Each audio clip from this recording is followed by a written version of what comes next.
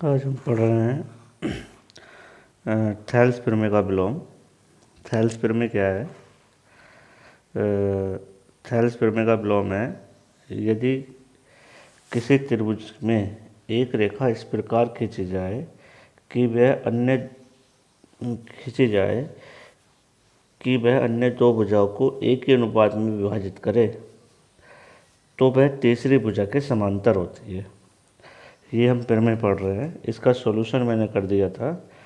मैं इसका जो है सॉल्यूशन कर रहा था, परंतु इसकी वीडियो जो है डिलीट हो गई, तो इसलिए मैंने सॉल्यूशन पहले ही कर रखा। मैं इसको समझा रहा हूँ।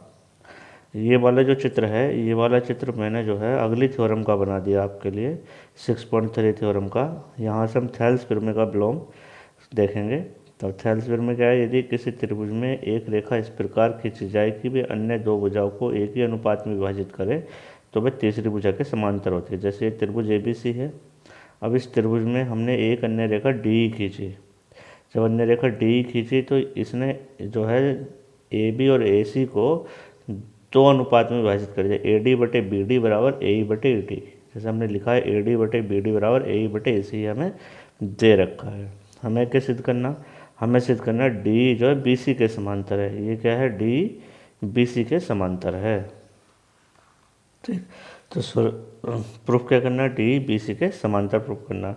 अब इसके लिए हमें एक रचना करनी पड़ती है कि D डैश को इस प्रकार खींचा कि D डैश समांतर BC, तो D डैश समांतर BC। फिर हम क्या करेंगे? त्रिभुज लेंगे, त्रिभुज ABC में। तो त्रिभुज ABC में हमें पहले से दे रखा AD/BD बराबर AE/AC, ये हमें पहले से दिया हुआ है। इसको समीकरण 1 मान लेंगे। फिर त्रिभुज ABC में थैल्स प्रमेय लगाएंगे। थैल्स प्रमेय क्या कहती है? यदि किसी त्रिभुज की एक भुजा के समांतर कोई रेखा खींची जाए तो वह अन्य दो भुजाओं को एक ही अनुपात में विभाजित करती है। तो चित्र में क्या है? चित्र में जो D डैश है वो हमारी BC के समांतर है। ये रचना में हमने कह दिया। ऐसा नहीं लग रहा है कि ये समांतर है, परंतु हमने मान लिया कि D डैश BC के समांतर है। तो BC के समांतर है तो अनुपात क्या होगा? AD/BD बराबर AE/EC। तो हमने क्या कर दिया? थैल्स के अकॉर्डिंग लिख दिया AD/BD बराबर AE/EC, समीकरण नंबर 2। ये समीकरण नंबर 2 हो गई। फिर हमने क्या किया? फिर हमने जो है समीकरण 2 मान लिया। समीकरण 1 और 2 में देखो, समीकरण 1 और 2 में AD/BD और AD/BD, इन दोनों की जो लेफ्ट साइड है वो एक जैसी है, तो इनकी राइट साइड भी एक जैसी होगी। तो हमने कह दिया समीकरण 1 और 2 से, क्या कह दिया समीकरण 1 और 2 से?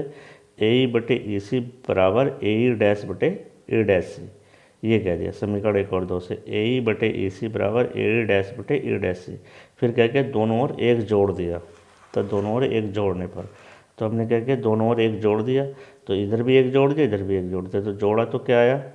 AE+EC/EC और AE'+E'/EC, ये दोनों तरफ हमने जोड़ने पर ये मिला। तो AE+EC क्या मिल रहा है? AE+EC, तो ये बन गया पूरा AC।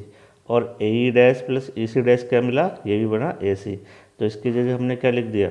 इसकी जगह हमने लिख दिया AC/EC बराबर AC/E', ये दोनों लिख दिए। तो AC से AC कैंसिल हो गया, तो EC बराबर कितना हो गया? E'। फिर क्या किया? हमें पता है कि जब E', AE E', के बराबर है, तो इसका मतलब क्या है? E' और E दोनों एक ही बिंदु है। तो बिंदु बिंदु E पर ही है, अतः DE'/DE एक ही संपाती रेखा होगी। संपाती कैसे? यानी कि ये रेखा इसके ऊपर ही होगी।